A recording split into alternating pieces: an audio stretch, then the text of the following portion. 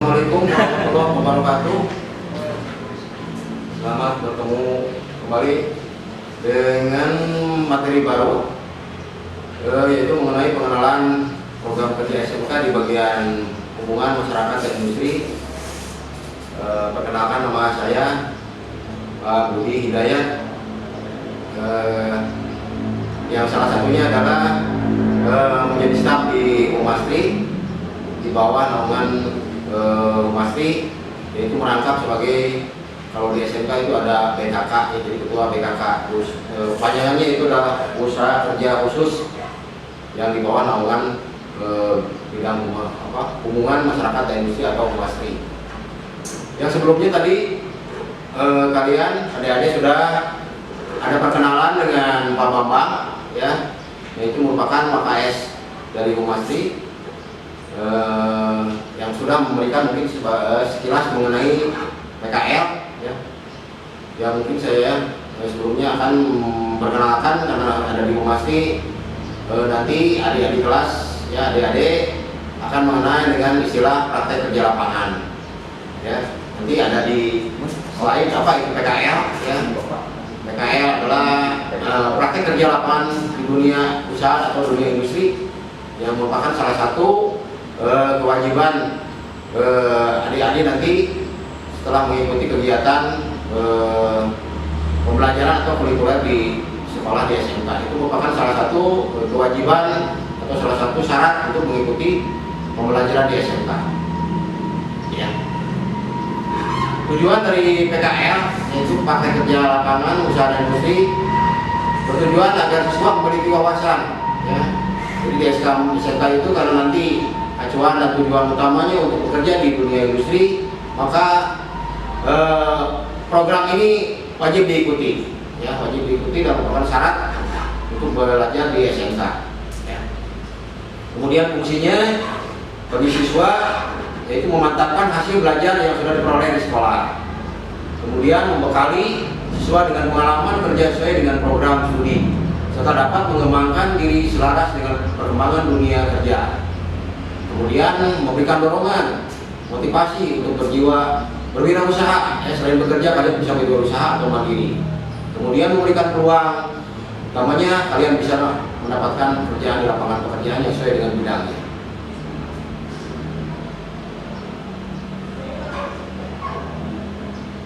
Fungsi bagi sekolah, ya, kesempatan PKL ini berpeluang untuk menjalin kerjasama untuk sekolah, karena kita membutuhkan lembaga atau dunia untuk usaha dan industri. Jadi kita bisa bekerja sama atau membuat MOU istilahnya.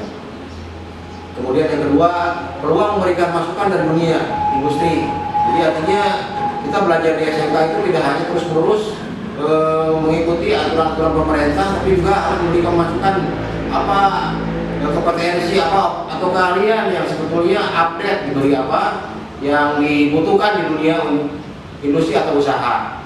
Karena pada dasarnya nanti di SMK itu nanti kalian pun juga setelah lulus pasti akan memasuki dunia usaha dan industri, yang akhirnya nanti kurikulum pun harus mengikuti atau mendapatkan masukan dari DU dan DI.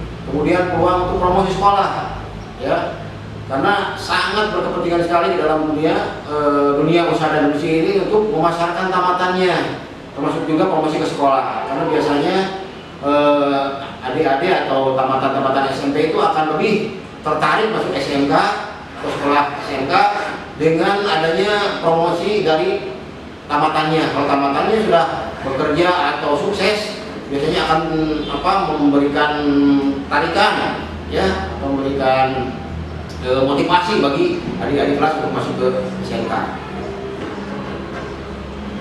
Kemudian bagi DU dan DI-nya atau lapangan kerjanya, yaitu peluang untuk meningkatkan teknologi produksi iklim kerja dengan memanfaatkan kemampuan siswa. Artinya dengan adanya PKL ini, industri sudah bisa melihat kemampuan siswa, mana yang dia sudah punya kompeten. Jadi artinya kalau dia butuh, mungkin bisa saja langsung merekrut siswa tersebut. Kemudian peluang untuk mendapatkan tenaga kerja sesuai dengan kebutuhannya, karena di SMK itu banyak program kompetensi keahlian. Nanti misalkan kalau ingin mendapatkan tenaga kerja di bidang pertanian atau ATPH, dunia industri tinggal bisa bekerja sama dengan sekolah ya untuk mendapatkan tenaga kerja tersebut. Kemudian peluang untuk berperan serta dalam upaya meningkatkan mutu sekolah ya sebagai bagian tak terpisahkan dari upaya pembangunan nasional sehingga melahirkan kebanggaan diri sendiri. Itu fungsi dari DU dan lainnya. Kemudian ada tata tertib yang harus dilaksanakan oleh siswa selama dia mengikuti PKL. Ya, tertib yang pertama adalah siswa harus bersikap kerja dengan kejujuran, memperhatikan aturan-aturan keselamatan kerja, mengikuti semua tata tertib, bekerjasama dengan karyawan yang ada di tempat praktik. Nah, itu merupakan salah satu artinya perilaku ya dalam dunia kerja ya yang harus ditanamkan mulai dari sekarang meskipun masih belum dalam tahap pembelajaran di kelas 10 misalkan. Itu harus sudah bisa mengikuti tata tertib nanti di dunia usaha dan dunia industri karena kalian otomatis nanti kalian akan bekerja. Kemudian harapan dari siswa dari PKL ini adalah mempunyai etos kerja. Jadi artinya mempunyai pengalaman apa sih yang dibutuhkan di dunia kerja. Kemudian motivasi apa ya, terutama di soft skill sekarang itu ya perilaku tadi perilaku di tempat kerja itu mungkin akan tidak sama dengan di sekolah karena kedisiplinan sangat dibutuhkan sekali ya di dunia kerja itu dengan adanya latihan di tempat PKL ini salah satu contoh nanti akan bagaimana sih PKL itu nanti akan ditampilkan di ini salah satu mungkin nanti akan ditampilkan salah satu mengenai di jurusan grafika ya. Dia membuat logo tentang membuat cangkir dan sebagainya. Yang desain adalah anak-anak grafika. Kemudian ini salah satu contoh dari anak Atu ya. Ini Atu itu adalah agronomis ternak unggas. Dia mengelola ya pekerja di sebuah perusahaan peternakan ayam telur ya. Dari pemeliharaan, dari perawatan sampai dia istilahnya panen itu artinya dia menghasilkan telur itu bagaimana caranya ya memproses dan mengadministrasikannya ya. Itu salah satunya. Kemudian ini salah satu contoh di Atu mengenai vaksinasi, jadi perawatan kesehatan. Jadi mungkin kalau di perusahaan besar tidak hanya asal hidup saja ya, tapi juga harus divaksinasi, disuntik misalkan dan sebagainya, dirawat ya. Jangan lupa supaya produksi petelurnya semakin banyak. Ini salah satu contoh dari mungkin ini mengenai kewirausahaan. Kebetulan juga di SMK ini juga ada materi kewirausahaan. Ini adalah satu contoh dari siswa yang sedang PKL ini ya di yang berhubungan juga dengan kewirausahaan. Ini mengenai keripik singkong ya, yang bentuknya kripsi.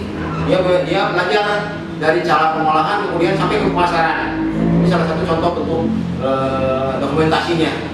Ini adalah diproduksi oleh anak APHP ya. Nah ini salah satu contoh dari fungsi pemasaran ya. Kita juga bisa membuat gambar promosi ya, nanti dipelajari. Mungkin bisa kerjasama dengan anak TKJ atau anak grafika membuat bagaimana bentuk kemasannya ya, kemasan promosinya. Nah ini juga pada saat produksi ini anak APHP ya sama ya, nanti akan lebih jelasnya saya juga singkat ini kalian akan mendapatkan video bagaimana sih di dunia SMK terutama di PKL dan di dunia industri itu ya lebih jelas. Kemudian itu mengenai PKK ya, untuk PKK. Nah untuk PKK ini mungkin sebetulnya masih di bidang humas. Kalian bisa melihat bahwa PKK adalah tugas intinya adalah mempersiapkan pencari kerja ya. Jadi setelah lulus SMK itu tidak hanya mendapatkan ijazah, tapi sekolah juga membantu ya bagi anak-anak yang membutuhkan lapangan pekerjaan. Nanti ada informasinya. Itu mungkin tugas PKK secara garis besar ya, selain sebetulnya menjadi kerjasama, termasuk salah satunya yang menjadi kerjasama untuk tempat PKL tadi. Kemudian juga bagaimana mengajarkan berwirausaha ya, mandiri dan sebagainya. Mungkin Anda bisa pelajari nanti pada saat di slide itu lebih jelas. Nah, ini salah satu tugasnya membimbing para lulusan untuk mempersiapkan diri. Jadi mungkin nanti ada pengarahan, mungkin Bapak juga akan kerjasama dengan bimbingan karir terutama ya. Karena mungkin di kita pun di SMK pun ya, terutama di SMK 2 Cilaku tidak hanya bekerja, tapi juga ada yang mau wirausaha atau juga mau yang melanjutkan kuliah. Biasanya melanjutkan kuliah nanti Bapak akan kerjasama dengan bimbingan karir dan bimbingan profesi ya, atau BP ya, dengan penyuluhan. Biasanya kerjasama dengan BP atau BK. Kemudian hasil yang diharapkan dari BKK ini tadi ya, mungkin sudah lebih spesifik. Hasil yang diharapkan dari kegiatan BKK ini adalah meningkatkan keterserapan, karena memang tujuan dari SMK ini mungkin 60-70% sebetulnya bekerja ya, tapi tidak menutup kemungkinan kalau sudah punya potensi untuk berwirausaha, siap berdagang dan sebagainya, tidak menutup kemungkinan ataupun melanjutkan ya, ya. Hanya di BKK ini sifatnya mengarahkan terutama kepada anak-anak lulusan yang mau bekerja. Nanti diarahkan ke bidang apa yang mau bekerja, nanti bisa kita kerjasama di IPB, di Bandung, Unsur dan lain sebagainya. Dan bahkan sudah memberikan program beasiswa. Nah, ini salah satu tampilan bekerjasama dengan PT Dharma Karya Raharja. Ini biasanya untuk merekrut tenaga-tenaga kerja ke Malaysia untuk laki-laki. Ada sudah beberapa alumni kakak kelas kalian yang sudah berangkat ke sana. Nah, ini salah satu contoh. Ini juga memberikan motivasi ke kakak kelas kalian. Mungkin kalian juga bagaimana sih bekerja di Malaysia. Nah, inilah salah satu contoh produk-produk yang dihasilkan nanti kalau kalian bekerja di Malaysia, kemudian aktivitasnya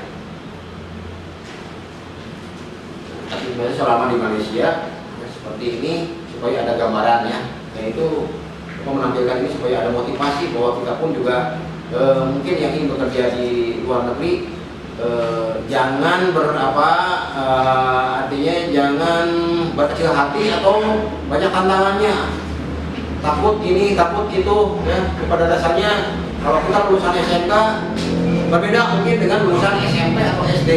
Kita sudah menjadi tenaga profesional dan semua dijamin oleh pemerintah ya. Jangan mengkhawatirkan hal yang tidak pasti atau takut ya, terutama karena ini aturannya pun juga tidak sembarangan, harus ada izin orang tua dan sebagainya. Ini sebagai motivasi, karena salah satu misi sekarang SMK itu umumnya supaya bisa berangkat bekerja ke luar negeri. Ini salah satu juga tampilan bagaimana kita kalau ingin masuk ke kepolisian ya. Ini masuk ke kepolisian atau ke TNI ya. Nanti salah satu itunya suka ada sosialisasi dari pihak Polres ataupun pihak TNI. Ini tahap-tahapannya. Ini juga harus kerjasama kalau kita ingin bekerja di Jepang dengan PT JIT. Ini proses perekrutannya untuk yang ke Jepang. Ya, ini juga salah satu contoh bagaimana bekerja di Jepang itu ya, banyak sekali bidang-bidang yang dibutuhkan, terutama pada jurusan-jurusan yang ada di sekolah kita. Ya, mungkin itu saja. Mohon maaf kalau ada kekurangan ya. Semoga dengan adanya sosialisasi secara daring ini kalian mungkin bisa lebih mengenal SMK, terutama mengenal Humastri dan BKK-nya ya. Mudah-mudahan kita berharap semua tetap sehat ya, dan kalian bisa belajar meskipun sekarang masih dengan pembelajaran online ya. Kalau ada hal yang perlu disampaikan atau berhubungan dengan Humastri, Pak Budi dengan Pak Bambang nanti kalian tanyakan, selalu siap ya. perhatiannya. Mohon maaf bila ada kekurangan. Wassalamualaikum warahmatullahi wabarakatuh.